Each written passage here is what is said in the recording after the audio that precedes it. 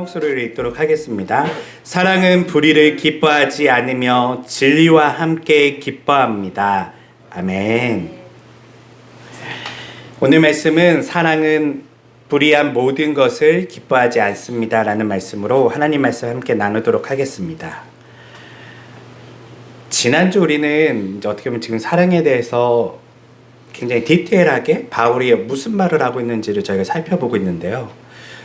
그러다 보니까 굉장히 말씀이 많이 길어지고 있어요. 그럼에도 제가 오늘 말씀을 준비하면서도 우리가 한번 좀 더 디테일하게 다룰 필요는 있다. 지금까지 어떻게 보면 너무 좋은 이야기잖아요. 사랑은 오래 참고 온유하면서 약간 노래처럼 그냥 흥얼거렸지만 그것이 도대체 과연 무슨 뜻이었고 그들의 또 고린도 교회 상황 속에서는 왜 이런 이야기들이 오고 갔는지에 대해서 구체적으로 다룰 필요가 있다라는 생각이 들었고요.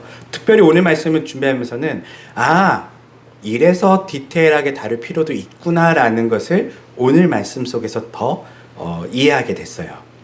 지난주 말씀을 우리가 기억하면 사랑에 대한 것은 기본적으로는 자기 중심성이 아닌 다른 사람을 이익을 구하는 것, 타인의 중심성에서 사랑은 시작되는 거예요. 내가 하고 싶어서 하는 것이 아니라요. 그를 사랑해서 그를 바라보는 것이죠. 다른 말로 하면 자비, 그냥 이렇게 적선 이런 거는 내가 나의 의를 드러내기 위해서 베푸는 것이지만 사랑은 조금 달라요. 사랑은 여러분들도 기억하셨듯이 사랑을 하게 되면요. 내가 뭘 해주는 개념이 아니에요. 그가 모든 것이에요. 그리고 뭘 하는 건요. 그냥 부차적인 거예요. 그냥 그만 생각나고 그녀만 생각나고 그 대상만이 모든 것이 되는 것이 사랑이죠. 다른 말로 하면 내가 사라지게 돼요. 그리고 존재하는 것은 사랑하는 대상만이 내 안에 가득하게 되죠. 이런 것을 통해 우리가 알 수 있듯이 사랑은요. 자기 중심성에서 벗어나서 항상 누굴 생각하라고요? 사랑하는 대상을 생각하는 거예요. 그런데 오늘 말씀해 보니까요. 조금은 다른 이야기가 여기서 나타나게 돼요. 지금까지는 개인적 측면에서 어떻게 내가 이것은 사랑이 아니고 이렇게 하면 더 사랑이고 이런 것들을 이야기했다면 오늘 말씀해 보니까 약간 공적인 영역에 대한 이야기가 나와요. 특별히 공적인 영역이라고 하면 단순히 감정적인 이야기나 이런 것이 아니라요. 사랑은 불의를 기뻐하지 않는다라고 하고 있어요. 불의요. 불의라고 하는 것은 지금 어떤 대상에 대한 이야기가 아니라요. 이 사랑이 이루어지는 그 공동체 가운데 일어나서는 안 되는 것에 대한 이야기예요. 조금 이제 어려운 말이지만 지금까지는 그냥 내가 어떤 대상을 어떻게 사랑할지 어떻게 하면 안 되는지에 대한 이야기였다면 이제는 집단적인 공적인 영역에서 사랑은 어떻게 이루어져야 되는가라는 말씀이 오늘의 말씀이죠. 바울은 사랑에 대한 정의를요. 그리스 철학자들처럼요. 디테일하게 이렇게 사랑에 대한 이야기를 지금 하고 싶은 게 아니에요. 바울이 이 이야기를 하는 이유가 뭐였죠? 특별히 고린도 교회라는 지금 문제적인 상황을 가지고 이 사랑을 이야기하고 있단 말이에요. 그렇기 때문에요. 지금 이 사랑에 대한 공적인 이야기도요. 고린도 교회라는 이 상황 속에서 바울이 왜 공적인 이야기를 하고 있는가를 우리가 이해해야지만 이 말씀을 바로 적용할 수 있어요. 약간 어려운 말일 수 있겠지만 조금 더 쉽게 얘기하면 이 말이 나온 이유가 단순히 바울이 사랑을 묘사하고 싶어서 나온 게 아니라요. 지금 사랑이 없을 때 일어난 여러 가지 집단적인 공동체적인 때로는 개인적인 문제들을 다루면서 오늘 본문 말씀이 나와 있다는 것이죠.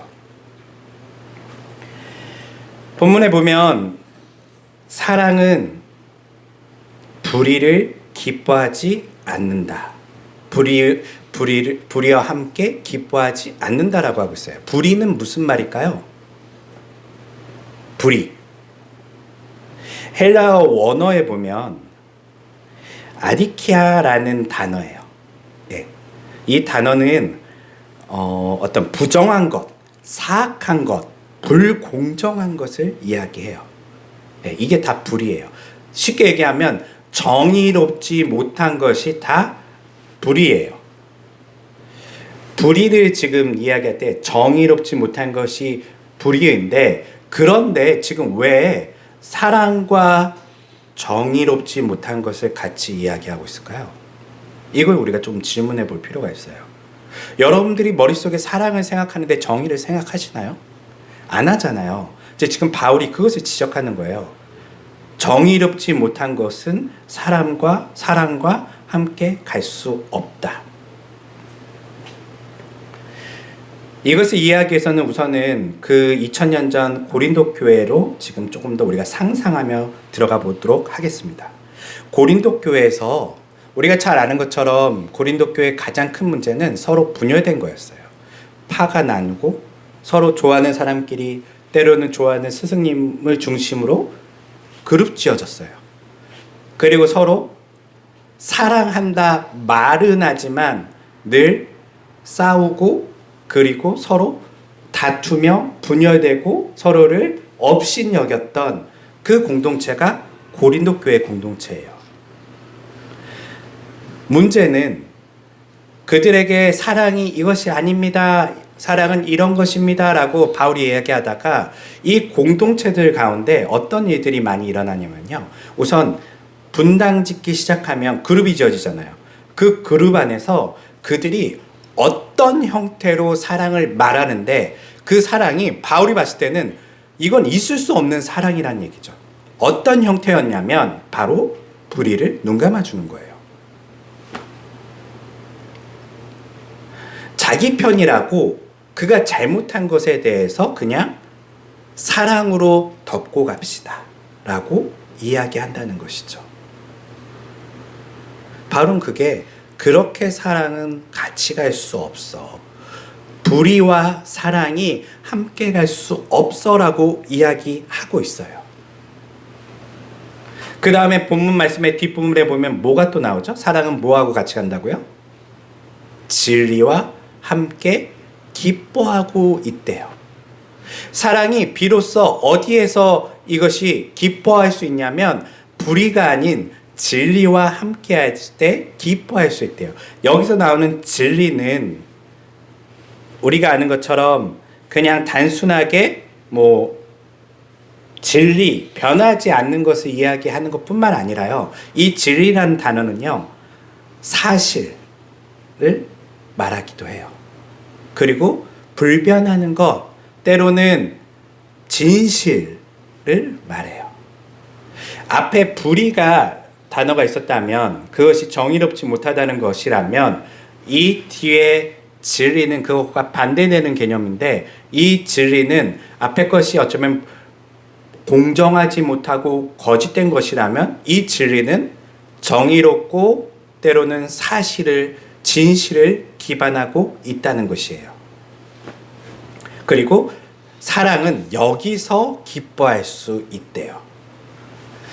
공동체 가운데 분열되다 보니까요, 어떤 사람들이 잘못을 때로는 자기 편이면 눈 감아주고 다른 편이면 손가락질하는 일들이 고린도 교회 가운데 자주 일어났었던 것 같아요. 바울이 봤을 때는 그것을 그들에게 너 왜 그 사람에게 그것을 하면 안 된다고 얘기하고 회개하라고 얘기하지 않니? 라고 얘기하니까 아마도 그들의 입장에서는 저희가 그 사람을 사랑하니까 용서해 줬어요 라고 말하고 있다는 거예요. 바울은 지금 아니야, 사랑은 그것과 함께 가면 안 돼 라고 얘기하는 것이죠. 그리고 뭐와 함께 가라고요? 사랑은 진실과 진리와 사실과 함께 가라는 거예요. 바울이 지금 말하는 것은요, 공동체 안에서 어떻게 사랑이 왜곡될 수 있고 때로는 어떻게 가야 하는 방향을 지금 설명하는데, 사랑은 단순히 눈 감아주는 게 사랑이 아니라는 거예요.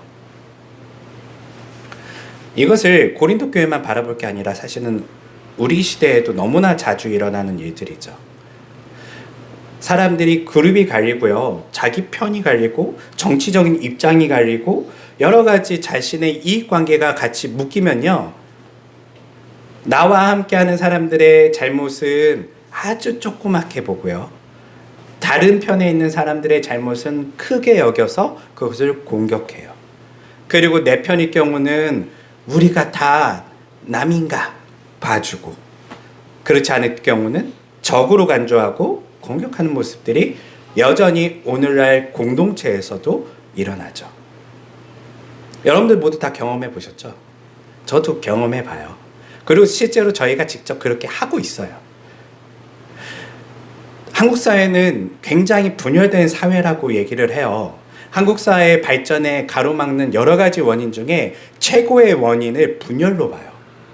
우리나라는 분열되어 있다. 동과 서로 분열되어 있고, 남과 북으로 분열되어 있고, 가난한 자와 부자로 분열되어 있고, 그리고 서로 소득 수준과 지식 수준과 지역사회와 여러 가지 모든 면에서 어쩌면 그것으로 똘똘 뭉치는 것만큼 분열되어 있어요.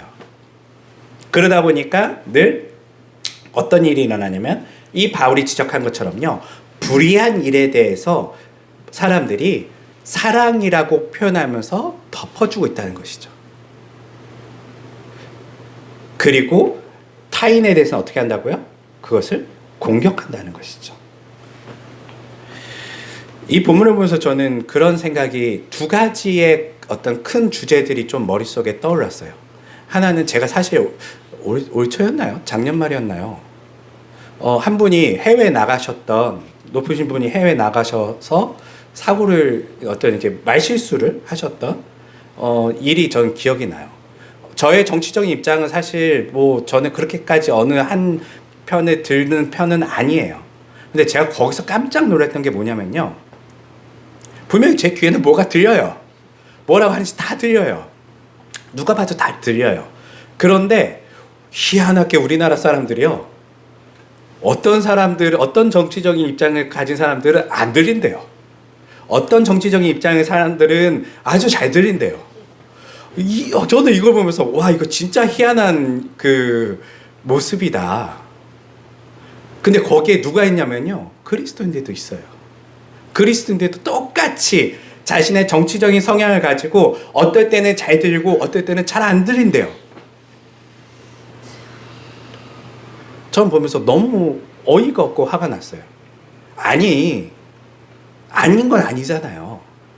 그리고 그거에 대해서 누가 뭐라 하는 게 아니라 잘못한 게 있으면 반성하고 그리고 용서를 구하고 잘하면 되잖아요. 그런데요, 우리나라 사회가 어떻게 한다고요? 자기 편일 경우는 안 들리고 다 덮어줘요. 남의 편일 경우는 공격해요. 정치적 입장에 따라서요.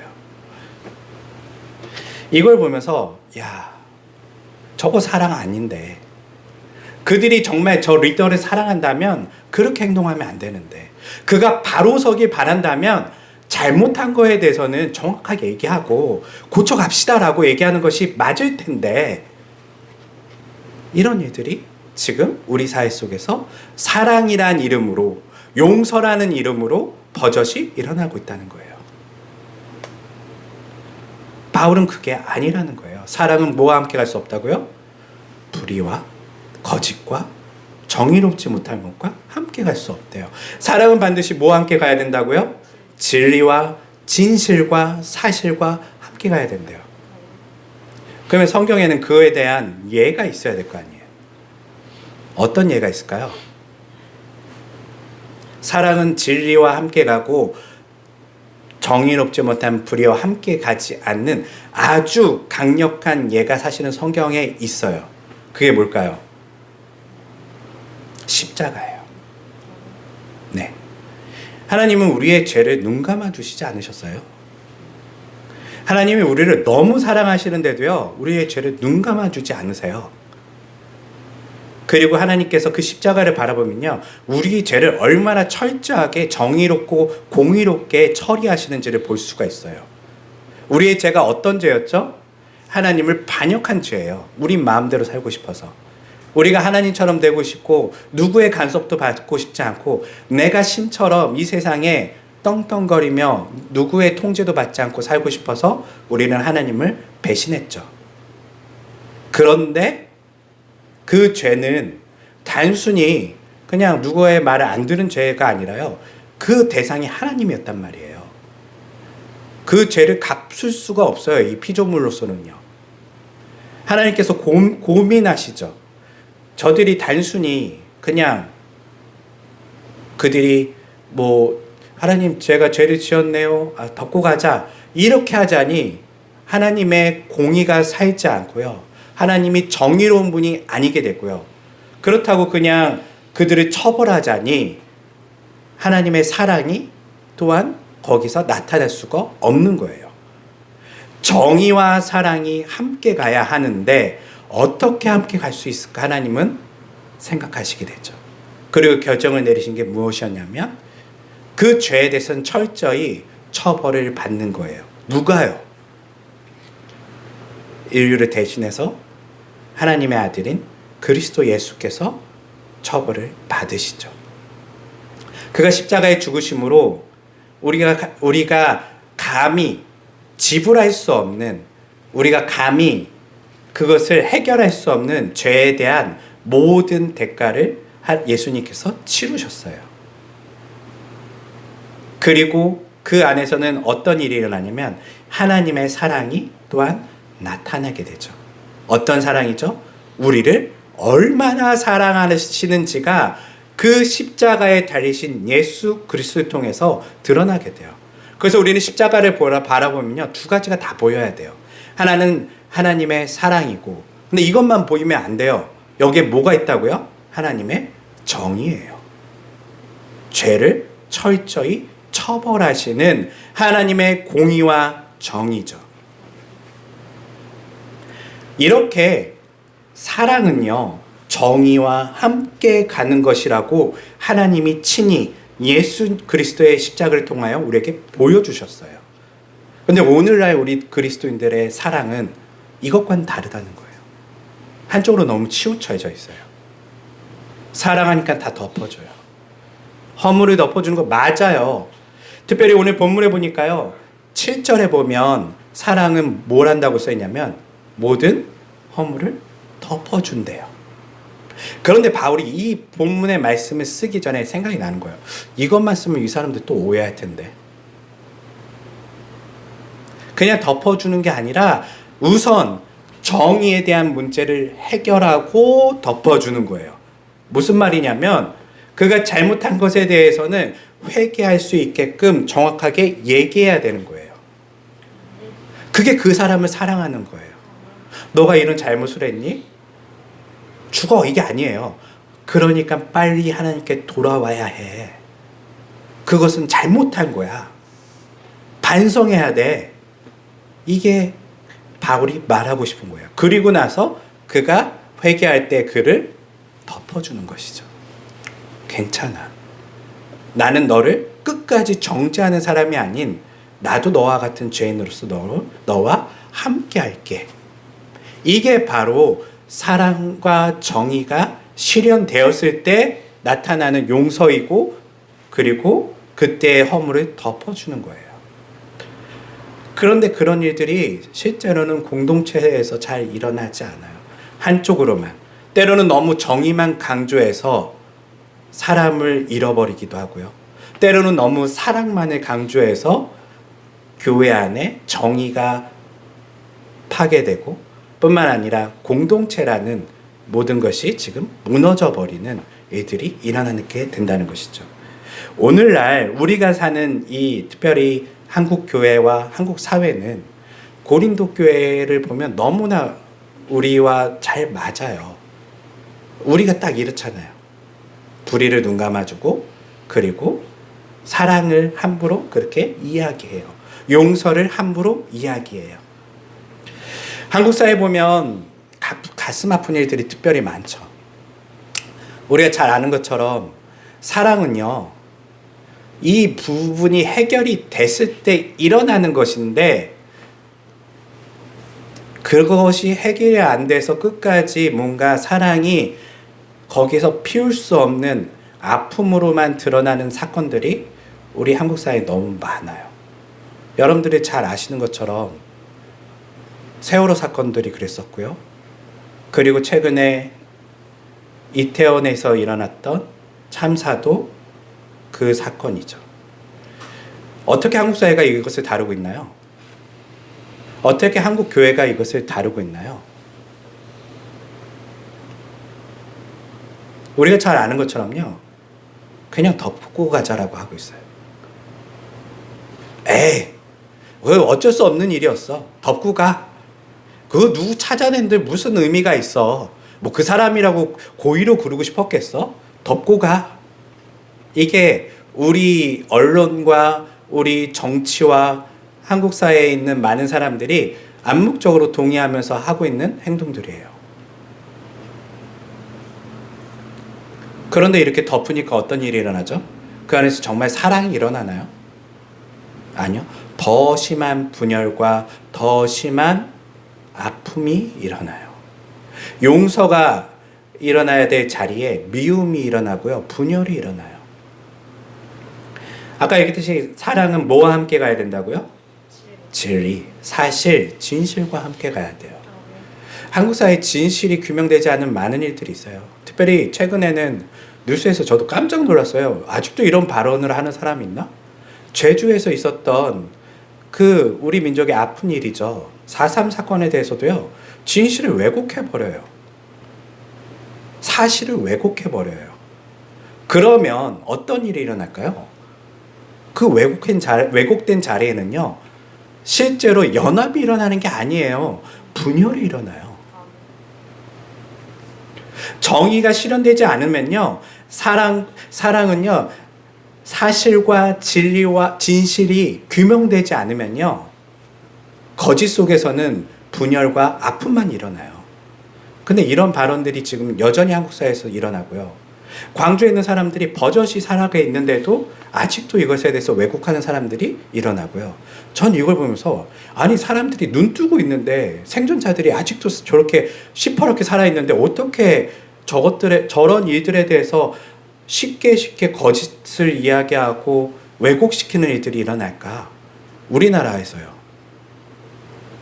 저는 그걸 보면서 이게 한국 사회의 문제구나. 그들이 그렇게 말하는 사람들이 대부분 뭘 얘기하는지 아세요? 사랑을 얘기해요. 이 시간이 지났으니까 이제 용서하고 사랑하고 넘어가재요.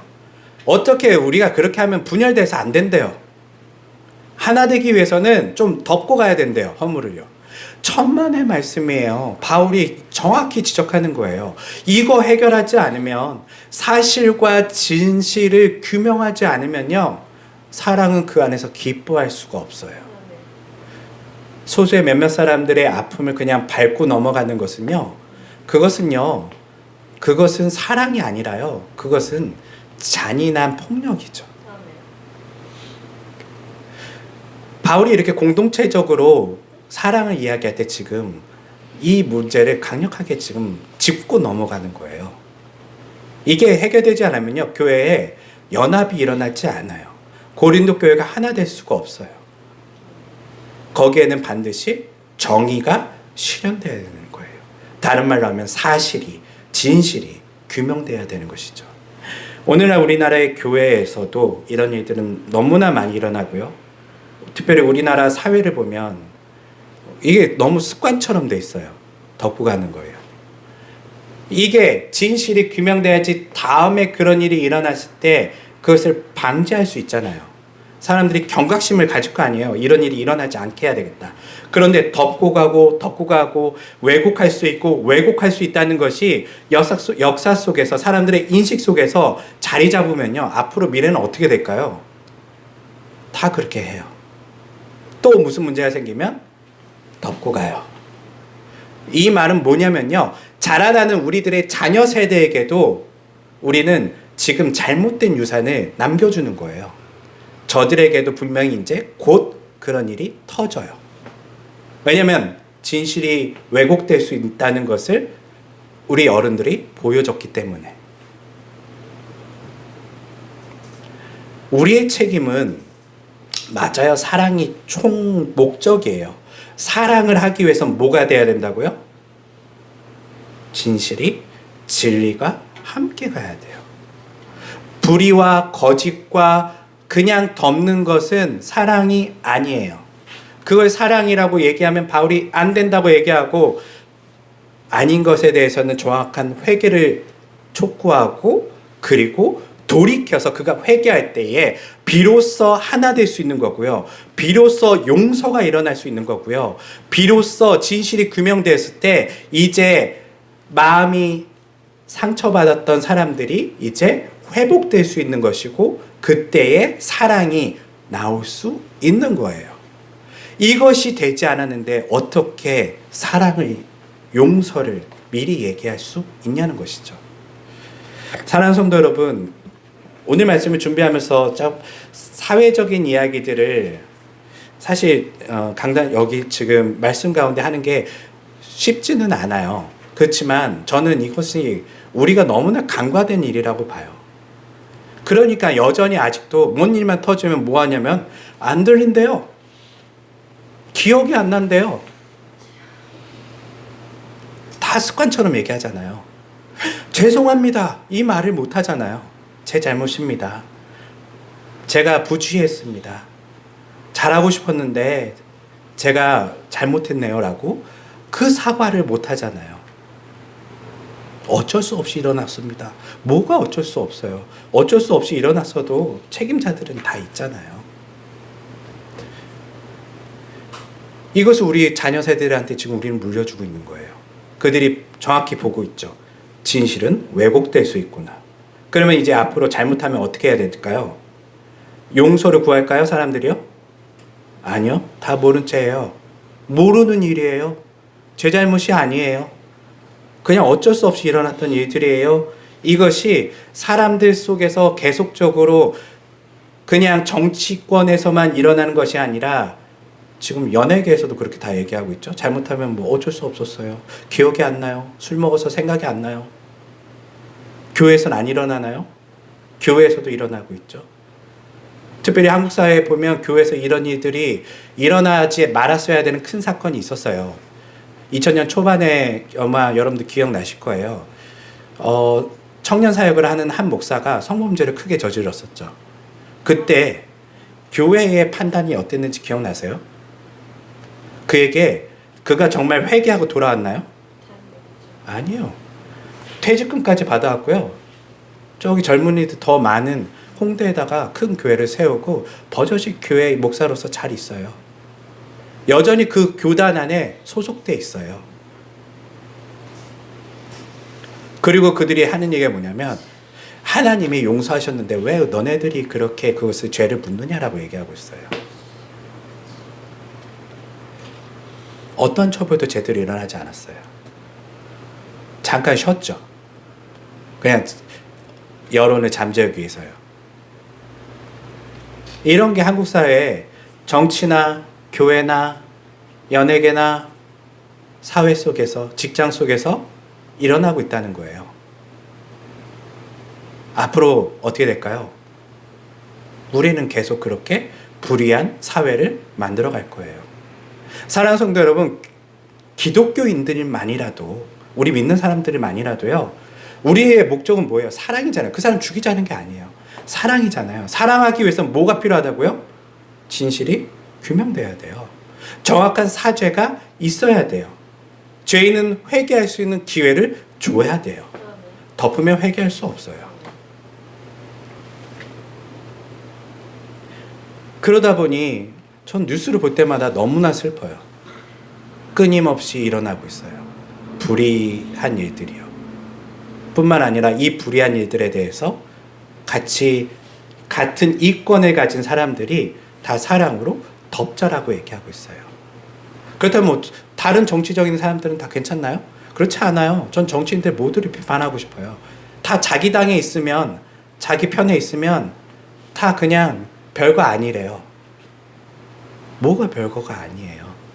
그들이 더 민감하게 다뤘으면 우리 사회가 조금 더 다른 문제들도 민감하게 다뤄가겠죠. 그런데 그렇게 분열되고 파당을 지은 사회일수록요, 사랑이란 이름을 빙자해서 이렇게 불의한 일들이, 정의롭지 못한 일들이 일어난다는 것을 바울이 지적하는 것이죠. 말씀을 정리해 볼게요. 어쩌면 우리 개인적으로 이 말씀을 다 적용하기에는 크게 와닿지 않을 수도 있어요. 그런데 집단적으로, 우리가 사회적으로 좀 이것을 고민해 볼 것은요, 이제부터 사랑은 그냥 덮는 것이 사랑이 아님을 우리는 다시 한번 기억해야 돼요. 잘못이 있으면 어떻게 해야 된다고요? 회개할 수 있도록 촉구해야 되고요.